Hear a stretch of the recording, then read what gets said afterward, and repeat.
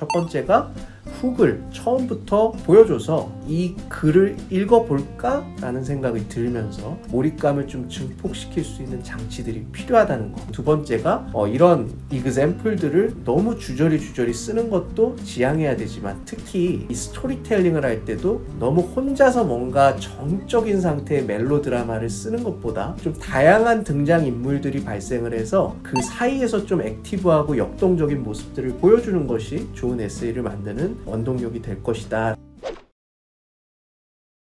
네, 안녕하세요. 이준효 원장입니다. 오늘은 스텔라 선생님도 참여를 해주셨어요. 네, 오늘의 주제는 이제 많은 분들이 궁금해하는 에세이, 과연 어떻게 쓰는 게 가장 좋은 방법일까에 대해서 아주 가볍게 한번 시작해보는 시간 가져봤으면 참 좋겠는데요. 근데 이제 에세이를 우리가 쓸 때 이 목적이 뭔지를 되게 궁금해하는 학생들이 있을 것 같은데 우리 스텔라 선생님이 한번 거기에 대해서 설명 한번 해볼 수 있을까요? 에세이는 다들 아시다시피 두 종류로 나눠 있어요. 이제 자소서처럼 Statement of Purpose, Personal Statement 이런 게 있고 하나는 이제 학교별로 다른 서플리먼트 에세이가 있는데 자소서는 말 그대로 내가 어떻게 살아왔는지 나의 배경 그리고 원서에다가 많은 소스들을 넣잖아요. 뭐 ECA라든지 GPA라든지 아니면 뭐 Academic Background 이런 것들은 사실 그냥 나열된 정보뿐이지 이런 것들을 통합적으로 하나로 묶어서 내용을 설명을 해주는 말 그대로 어떻게 보면은 모든 재료들을 섞어서 마지막 요리를 만드는 과정이 에세이, 이 자소서라고 말할 수 있겠죠. 그래서 SAT나 GPA와 다르게 이런 것들은 사실 어떻게 보면 한 줄짜리 이렇게 내 자신을 셀링 포인트로 할 수 있는 거라면 이 에세이는 그야말로 약간 영화 한 편을 쓰는 것처럼 이 모든 것들이 포함된 백그라운드 스토리부터 내가 어떠한 환경 속에서 자라왔고 그 환경을 통해서 왜 내가 지금 추구하고자 하는 전공, 커리어를 갖게 됐는지를 설명하는 아주 중요한 키라고 생각합니다. 그래서 오늘은 실제 예제를 하나 보면서 우리가 이야기를 좀 이어가 보도록 할게요. 자, 우리 스텔라 선생님이랑 우리가 함께 다 작업을 했던 에세이예요. 결국은 이 질문의 요지가 무엇인지부터 우리가 한번 이야기를 풀어가면 좋을 것 같아요. 일단 커먼에 많이 아시다시피 총 7문항을 선택을 해서 고를 수가 있는데 사실 다르고 다른 것뿐이지 다 네가 어떤 배경으로 자라왔냐, 어떤 환경 속에서 살아왔고 이런 것들을 물어봐요. 그리고 이 친구는 특히 내가 겪었던 고난, problem에 대해서 특별하게 기재를 한번 해달라 라는 문항을 선택을 했고요. 그래서 이 문항의 핵심은 What was my problem? 내가 어떤 문제가 있었고 내가 그 문제를 어떤 식으로 해결을 했으며 그리고 추후에 내가 또 해결하고 싶은 문제는 어떤 것들이 있냐. 즉 과거에 내가 어땠고 그거를 어떤 식으로 경험을 해서 극복을 했고 그 다음에 추후 미래에 또 어떤 문제들이 있으면 어떤 식으로 해결을 할 건지 그런 전체적인 내용을 물어보고 있는 지문이죠. 여기서의 가장 핵심은 내가 갖고 있는 문제들에 대해서 실질적으로 해결했을 때 어떤 방식으로 네가 극복을 해봤느냐 그리고 이 문제 해결 능력이 너는 출중하다고 생각되는지 만약에 출중하다고 생각하다면 특히 어떤 부분에서 이런 이유가 발생이 됐는지 더 쉽게 말하면 어떤 사유로 인해서 계속해서 성장하게 됐는지를 좀 보여줘야 하는 것들이 있는 것이죠. 네, 우리가 일단 before 버전의 에세이에서 우리가 하이라이트한 패러그래프를 보면요. 어떤 부분이 좀 중점적으로 좀 봐야 될 문제일까요? Ever since I was young. 내가 어렸을 때부터 이런 식으로 시작하는데 뭔가 스토리적으로 풀어야 된다라는 이런 생각이 너무 크다 보니까 많이들 굉장히 클리셰 너무 뻔한 진부한 시작을 한 경우가 있어요.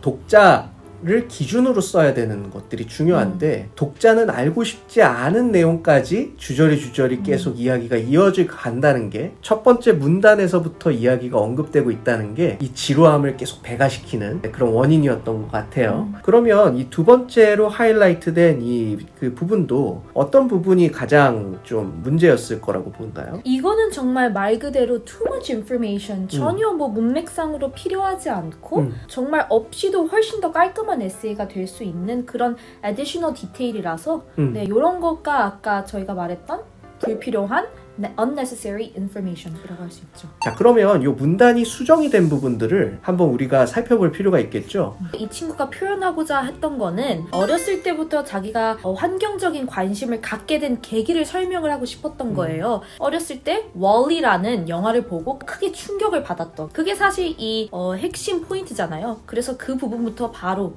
쓰는 게 훨씬 더 깔끔하고 훨씬 더 interesting하네, 이렇게 조금 더 관심을 집중시키는 문장을 저희가 썼다고 할 수 있습니다. 네, 좋아요. 그래서 우리가 첫 번째 문장을 참 잘 써야 된다는 얘기를 많이 하잖아요. So I remember watching Wall-E for the first time. 그래서 처음 딱 봤을 때 그 상황이 기억이 난다. 독자가 궁금해할 수 있는 거죠. 그래? 왜 꼭 그걸 본 게 기억이 나지? 네, 이런 느낌들이 이 훅에 하나의 좀 example 될 수 있다. 네, 그래서 우리가 첫 번째 문장에서 좀 요약할 수 있는 것은 대체 문제 해결 능력이 어떻게 촉발되게 됐는지에 대한 명확한 설명, 거기에 있는 핀포인트를 간결하게 던져주는 것이 이 문단에서는 핵심적인 수정사항이었다고 보여집니다. 우리가 그래서 두 번째 문단, 세 번째 문단의 전개를 어떤 식으로 전개했는지부터 한번 살펴보면서 거기서 이제 우리 수정사항이 추가로 나오는 부분을 리뷰해 보도록 하겠습니다. 그래서 사실상 이 월리를 통해서 이 친구가 이 환경적인 프로블럼을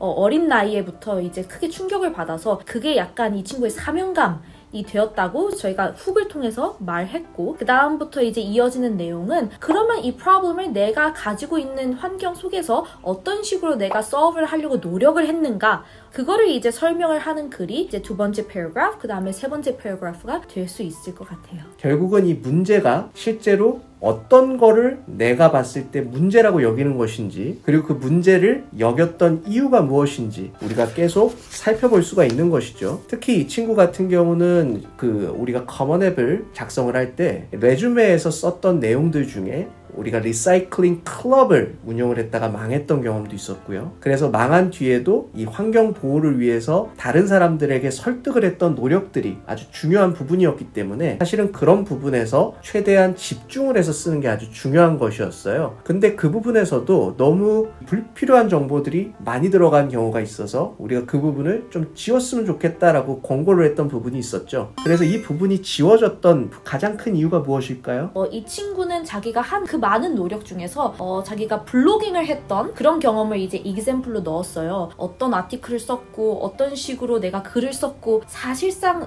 말했다시피 문맥상 그렇게 중요한 내용이 아니었어요. 그래서 저희가 봤을 때 이 블로깅보다 훨씬 더 좋은 소스가 있다. 그래서 이제 선택을 했던 게 아까 말씀하신 것처럼 클럽을 만들어서 학우들한테 이런 내용을 전파하고, 그런 게 훨씬 더 액티브한 모습이라고 저희가 파악을 해서 학교 애들과 학교 선생님들과 함께 합동을 해서 망할지언정 어떻게 액티브하게 활동을 했는지에 대한 example로 저희가 바꿨죠. 네. 자, 그래서 우리가 이 내용에서 얻을 수 있는 교훈은 그건 것 같아요. 우리가 이게 하나의 영화라고 생각하는 거죠. 이것도 결국은 우리가 영화를 볼 때도 이 영화가 참 재미없다, 재밌다 이렇게 나눌 때의 기준이랑 그렇게 다르지 않는다는 것이죠. 이 친구도 마찬가지로 아까 얘기했던 그런 갈등들, 상대방과 말다툼이 있거나 실제로 다양한 비난을 어떻게 소통이나 어떤 방법을 통해서 극복했는지가 훨씬 더 역동적인 내용들을 만들어줬다고도 할 수 있는 것이고, 생동감 있는 몰입도가 높은 에세이가 될 수도 있다는 얘기가 될 수도 있을 것 같습니다. 이 에세이를 쓴다는 것도 결국은 상대방이 누군지를 생각해서 써야 된다는 것이죠. 딱 두 가지로 요약할 수 있겠어요. 네, 첫 번째가 훅을 처음부터 보여줘서 이 글을 읽어볼까? 라는 생각이 들면서 몰입감을 좀 증폭시킬 수 있는 장치들이 필요하다는 거. 두 번째가 이런 example들을 너무 주저리 쓰는 것도 지양해야 되지만, 특히 이 스토리텔링을 할 때도 너무 혼자서 뭔가 정적인 상태의 멜로드라마를 쓰는 것보다 좀 다양한 등장인물들이 발생을 해서 그 사이에서 좀 액티브하고 역동적인 모습들을 보여주는 것이 좋은 에세이를 만드는 원동력이 될 것이다 라는 부분을 볼 수 있었습니다. 네, 그래서 오늘 이야기의 핵심은 여기까지고요. 여러분도 에세이를 쓰거나 할 때 반드시 혼자서 쓰려고 하지 말고 주변에 있는 다양한 동료들이나 선배들 또는 이런 선생님들과 상의를 해서 자신만의 셀링 포인트가 어떤 식으로 좀 갖춰지는지에 대한 아이디어를 충분히 정리한 다음에 좋은 에세이를 쓸 수 있기를 바라겠습니다. 네, 그래서 오늘은 여기까지 하겠습니다. 감사합니다.